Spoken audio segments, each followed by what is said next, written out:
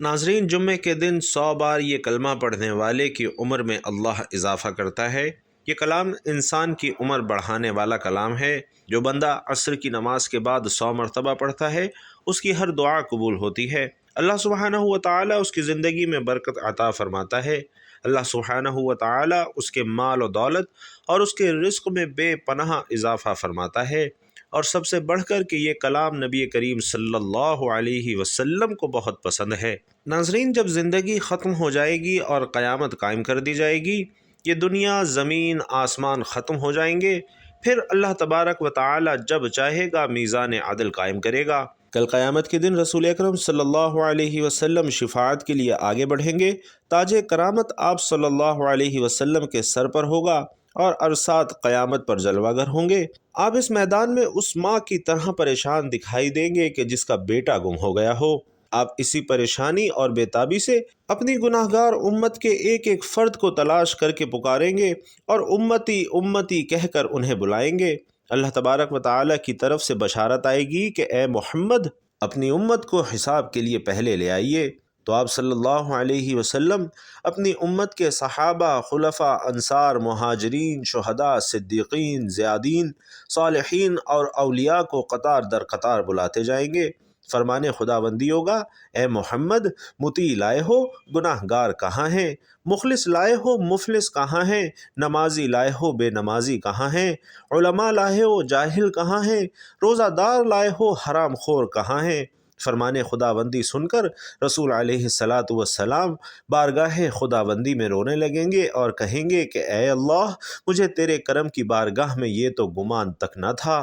فرمان ہوگا، میرا مقصد دوستوں کو عذاب دینا نہیں، میں تیری امت کے ہر چھوٹے بڑے کا حساب اس لیے چاہتا ہوں کہ آپ دیکھ لیں کہ یہ کیا کیا کرتے رہے ہیں۔ اگر اس کے گناہ پہاڑ کے برابر بھی ہوئے تو میں درگزر کروں گا۔ اس وقت دیکھنا کہ میں آپ کی امت کے ساتھ کیا سلوک کرتا ہوں۔ سبحان اللہ۔ ناظرین، امیر المومنین حضرت عمر خطاب رضی اللہ تعالی عنہ کی وفات کے بعد لوگوں نے خواب میں دیکھا اور پوچھا کہ اللہ نے آپ سے کیا سلوک فرمایا؟ کہنے لگے، مجھے تو اللہ کی رحمت نے ایک چڑیا کے بدلے معاف کر دیا جسے میں نے اپنی ابتدائی زندگی میں ایک بچے کے ہاتھوں ظلم سے نجات دلائی تھی۔ حضرت علی رضی اللہ تعالی عنہ کو لوگوں نے وفات کے بعد خواب میں دیکھا اور حال دریافت کیا۔ آپ رضی اللہ تعالی عنہ نے فرمایا کہ مجھے تو اللہ تبارک و تعالی کی رحمت نے اس چیونٹی کے بدلے بخش دیا تھا جسے میں نے سیلاب میں بہتے ہوئے کنارے پر رکھا تھا۔ حضرت امام ابو حنیفہ رحمۃ اللہ علیہ کی وفات کے بعد لوگوں نے خواب میں پوچھا کہ اللہ نے آپ کے ساتھ کیا معاملہ فرمایا؟ تو آپ رحمۃ اللہ علیہ نے فرمایا کہ مجھے اللہ نے اس مکھی کی جان بچانے کے بدلے بخش دیا جسے میں نے ایک دن دوات سے نکال کر بچا لیا تھا۔ ناظرین، جس وقت اللہ کی رحمت ایک چڑیا، ایک چیونٹی، ایک مکھی کے بدلے اتنے بڑے بڑے بزرگوں کی بخشش کر سکتی ہے، اگر رسول اللہ صلی اللہ علیہ وسلم کی شفاعت سے ہم جیسے گناہ گاران امت بخش دیے جائے تو اس میں تعجب کی کون سی بات ہے؟ سابقہ انبیاء اور رسولوں کو جس قدر مدارج اور سعادت ملی ہے، وہ سب رسول علیہ السلام کی محبت سے ملی ہے، اور یہی محبت اللہ تعالی نے رسول اللہ صلی اللہ علیہ وسلم کو بھی عطا فرمائی ہے۔ اگر آدم علیہ السلام صبح اول کو آفتاب کی روشنی سے حصہ پا سکتے ہیں تو ہم بھی نور محمدی اور محبت مصطفیٰ کی برکت سے ایمان آفتاب کی روشنی حاصل کر سکتے ہیں۔ اگر حضرت خلیل اللہ ایک ظالم کے پنجہ ستم سے نجات حاصل کر سکتے ہیں اور ایک سرکش کی آتش غضب کو گل و ریحان سے تبدیل کیا جا سکتا ہے، تو ہم امت رسول صلی اللہ علیہ وسلم بھی رسول علیہ السلام کی محبت کی برکت سے شعلہ جہنم کی تکلیف سے نکل سکتے ہیں۔ بھائیوں اور بہنوں، قیامت کا دن بہت سخت اور بہت ہی لمبا دن ہوگا۔ بعض احادیث میں یہاں تک بھی آیا ہے کہ قیامت کا ایک دن 50,000 سال کا ہوگا۔ سب کے ہاتھوں میں نامہ اعمال دیے جائیں گے، اہل ایمان کے دائیں ہاتھ میں اور کفار و مشرکین کے بائیں ہاتھ میں۔ اہل ایمان تو خوش ہو کر دوسروں کو اپنا نامہ اعمال دکھائیں گے اور پڑھائیں گے، جبکہ کفار اور مشرکین پریشان ہوں گے اور کہیں گے کہ کاش ہمیں یہ نہ دیا جاتا اور ہمیں ہمارا حساب معلوم ہی نہ ہوتا۔ اعمال کے وزن کے بعد سب کو پل صراط پر سے گزرنا پڑے گا۔ اور پل صراط جہنم کے اوپر بال سے باریک اور تلوار کی دھار سے تیز ہوگا۔ وہاں اندھیرا گھپ ہوگا، لیکن ہر آدمی کو اس کے اعمال کے اعتبار سے نور کی روشنی ملے گی۔ وہاں گزرتے ہوئے کوئی بات کرنے کی جرت بھی نہ رکھتا ہوگا۔ صرف انبیاء کرام اللہ تبارک و تعالی سے سلامتی کی دعا کر رہے ہوں گے، اور مومن اپنے مزید نور کے طلب کے لیے اللہ تبارک و تعالی سے دعا کریں گے۔ اپنے گناہوں کے اعتبار سے لوگ پل صراط سے نیچے گرتے رہیں گے۔ کچھ مومن تیزی سے گزر جائیں گے، اور کچھ گرتے آہستہ، اور کچھ گرتے گراتے، اور کچھ بہت دیر سے۔ اور پل صراط کا آخری حصہ قنطرہ مقام ہے، جہاں تمام اہل ایمان کو روک لیا جائے گا۔ اگر ان کے دلوں میں کچھ کینہ اور بغض وغیرہ ہوگا تو انہیں وہیں سے صاف کر کے آگے جنت کے لیے روانہ کر دیا جائے گا، اور وہاں ایک نہر حیات ہوگی جہاں ان سب کو ڈالا جائے گا۔ سب جنتی 32 یا 33 سال کے خوبصورت 60-70 ہاتھ قد جوان بن جائیں گے۔ 50,000 سال کا لمبا ہولناکیوں سے بھرا دن چند خوش نصیبوں کو ذلت اور رسوائی سے محفوظ رکھے گا اور عزت بخشے گا۔ نیک اعمال کرنے والوں کو اللہ تبارک و تعالی اس دن کی ہولناکیوں، ذلت اور رسوائی سے محفوظ فرمائیں گے۔ ارشاد باری تعالی ہے کہ جو شخص نیکی لے کر آئے گا تو اس کے لیے اس سے بہتر بدلہ تیار ہے، اور ایسے لوگ اس روز گھبراہٹ سے محفوظ رہیں گے۔ مومنین کو اللہ پر ایمان رکھنے والوں کے لیے 50,000 سال کا یہ دن چند گھنٹوں کا لگے گا، بلکہ عصر سے مغرب کے وقت کے برابر وقت لگے گا۔ وہ اس میں حوض کوثر سے پانی پیئیں گے اور ہر طرح کی پریشانی سے محفوظ رہیں گے۔ ناظرین، ایک حدیث ہے جس کا مفہوم کچھ اس طرح ہے کہ حضرت عبداللہ ابن عمر رضی اللہ تعالی عنہ سے روایت ہے کہ رسول علیہ السلام نے ارشاد فرمایا کہ جو لوگ انصاف کرتے ہیں وہ اللہ تبارک و تعالی کے پاس نور کے ممبروں پر ہوں گے، پروردگار کے داہنی طرف، اور اس کے دونوں ہاتھ داہنے ہیں، یعنی بائیں ہاتھ میں جو داہنے ہاتھ سے کم قوت ہوتی ہے۔ یہ بات اللہ تعالی میں نہیں ہے کیونکہ وہ ہر عیب سے پاک ہے۔ اور ایک حدیث کا مفہوم کچھ اس طرح ہے کہ رسول علیہ السلام نے فرمایا کہ جو شخص غصے کو پی جائے گا جب کہ وہ اسے نافذ کرنے پر قادر بھی ہو، تو اللہ تعالیٰ اسے قیامت کے دن تمام مخلوقات کے سامنے بلائے گا۔ وہ جس حورین کو چاہے اسے اپنے لیے پسند کر لے۔ کسی مصیبت زدہ کی دنیا میں مصیبت دور کرنے کی وجہ سے روز قیامت اللہ تعالیٰ اس کی تکالیف کو دور فرمائیں گے اور اسے روز قیامت کی اذیتوں سے محفوظ رکھیں گے۔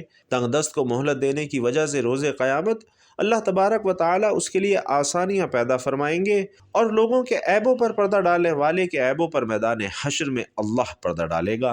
ناظرین محترم، ایک حدیث کا مفہوم اس طرح بھی ہے کہ رسول علیہ السلام نے فرمایا کہ جس نے کسی مومن سے دنیا کی تکلیفوں میں سے کوئی تکلیف دور کی، اللہ تعالیٰ اس کی قیامت کی تکلیفوں میں سے کوئی بڑی تکلیف دور فرما دے گا، اور جس نے کسی تنگ دست پر آسانی کی تو اللہ تعالیٰ اس پر دنیا اور آخرت میں آسانی فرمائے گا، اور جس نے کسی مسلمان کی پردہ پوشی کی تو اللہ تعالیٰ دنیا اور آخرت میں اس کی پردہ پوشی فرمائے گا۔ اور اللہ تعالیٰ بندے کی مدد میں لگا رہتا ہے جب تک کہ بندہ اپنے بھائی کی مدد میں لگا رہتا ہے۔